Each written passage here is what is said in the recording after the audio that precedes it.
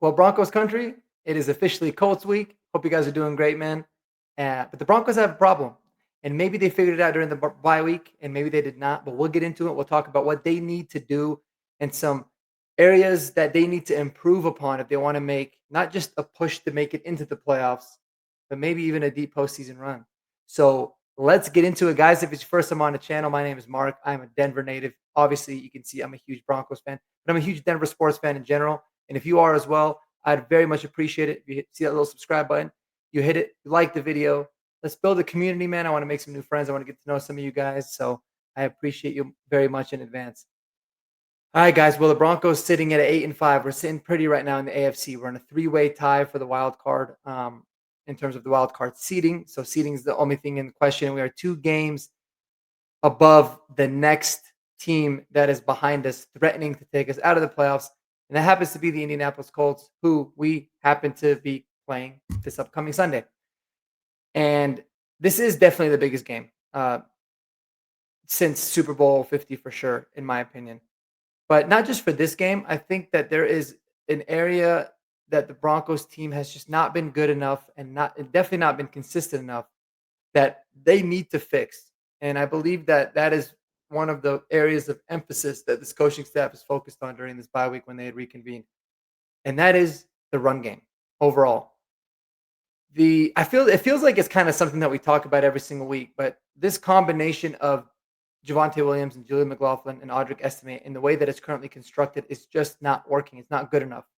And as Broncos fans, I don't think any of us feel confident that if if a really important game, let's say for example this game against the Colts, right? Because essentially you win this game, and it is almost a foregone conclusion that you make the postseason. You win this game. Let's say Broncos get the game, get the ball. There's 3 minutes left in the fourth quarter, and they need to run the clock out, and they need to do so by running the football and being able to really control the clock and establish their will. How confident do you feel like they can do it if they had to be forced to run? Now, kudos to Bo Nix in the offense, especially Bo Nix, man. He's done an amazing job, especially on third downs lately. We are one of the best teams in the NFL recently on third down. But we cannot keep relying on that. As good as he's been and as solid as he has been, eventually, there's just going to be games where the defense is keying in on you or the offense, the passing game is not going to be as sharp as you would like for it to. And that's when you can always want to feel like you can go back in and rely on the run game. And the best teams, the teams that always, not only make the playoffs, but make a deep postseason push as well, that those teams are the ones that can run the ball out of different formations, even when the defense is preparing for them to do so. And that's something that the Broncos have not done. So I don't know if there's a direct solution. Is it going to be a surprise activation of Tyler Bidet off of the off of IR? I personally doubt it. But I think it is time for a changing of the guard in terms of who the RB1 in this offense is, or at least 1A and 1B. I don't think Julian McLaughlin is going anywhere. I don't think he should be. I think, frankly, he's been the best ball carrier that we've had. But I think it is time to give Audric Estime significantly more opportunities to the point where he out-carries Javonte Williams by quite a bit.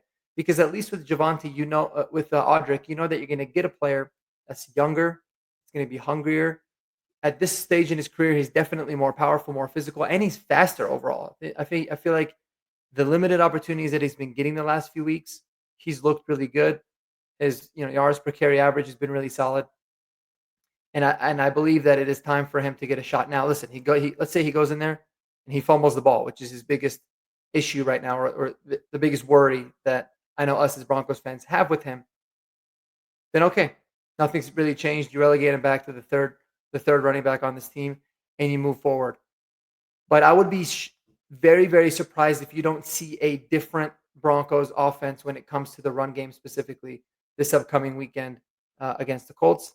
I definitely want to see it. I think it's time to figure out a new element to this team to be able to help your rookie quarterback and to be able to really control the clock better, right? I always tell people the most important and yet least talked about aspect of football is being able to control the time of possession. Time of possession is crucial. It is honestly why a team like the Kansas City Chiefs has been, aside from the referees, has been so good and been able to win so many games over the course of the last few years is because they have this unbelievable ability to control the clock. If it's 3rd and 6, they'll get 7 just to keep the clock moving and the chains moving, and that's at all times of the game, not specifically just in the 4th quarter, because if you can control the clock, you're giving yourself more opportunities for points, and you're decreasing the opposition's opportunities for points as well. And the way that it is working now with this Broncos team is that we are actually, for the season, we're averaging about 28 minutes of time of possession, which is kind of in the lower quadrant of the league. Meaning that of a 60-minute football game, on average, we're controlling the clock for about 28 minutes of those. Now, the thing is a lot of that got swayed by games that we won in blowout fashion, specifically in that little stretch where we played Carolina and New Orleans, and even obviously the game against the Falcons where we blew them out. It got swayed a lot. But in other games, even the close games, we've typically lost the time of possession battle. And listen, if it's varying, if it's a minute or two here and there, it's not going to have the biggest overall effects. But if it becomes more than that, that's where a big issue, in my opinion, ends up happening. And it really just allows for the team to not be able to get in any sort of a groove, any sort of a rhythm. And that's what you want to avoid, especially as we get into cold December football. You want to be able to you know, dispense justice on the opponent. And I want to know what you guys think. I'm really curious to know what Broncos country is feeling when it comes to this overall run game, because I feel like right now it's a running back by committee, which I typically don't mind, especially because when you look at the 3 running backs specifically, and you look at what they've done, they've rushed for over 1,000 yards already for the season. Their average is about 4.2 yards per carry. That's strictly just Javonte and Jaleel and Audric Estime. So when you break it down that way, it's really not bad. It's actually pretty solid numbers because let's say you had one running back that was over 1,000 yards right now, you would have one of the elite backs. The problem is it's happening in a very inconsistent manner, and it's not happening as good or as effectively as I feel like it should be. It's a little bit skewed. It's one of those statistics that I feel like doesn't really actually paint the full picture of what this run game is like. And especially now that Bo, because he's made so much improvements as a pocket passer, and he's really been looking to throw a lot more instead of taking off and running like he was a little bit earlier in the season. You're not going to have those rushing numbers be inflated anymore, like I feel like they were earlier in the year as well.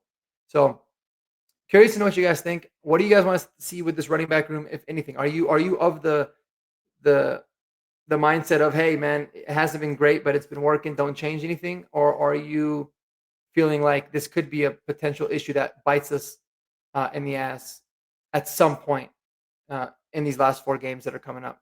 Let me know what y'all think below. I'm curious to know.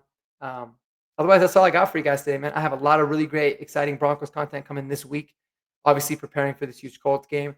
We'll do some PFF breakdowns tomorrow, which is Tuesday. My days are all thrown off this week. So I'm going to do some PFF breakdowns tomorrow. We're going to talk about some key matchups and maybe a little bit more film reviews as well as the week goes on. And then obviously Saturday we'll do our my prediction video and all that good stuff. So let me know what you guys think below, man. Until next time, I appreciate it. Make sure you spend time with those that you love most. And go Broncos, baby. Let's get this 9th dub. Until next time.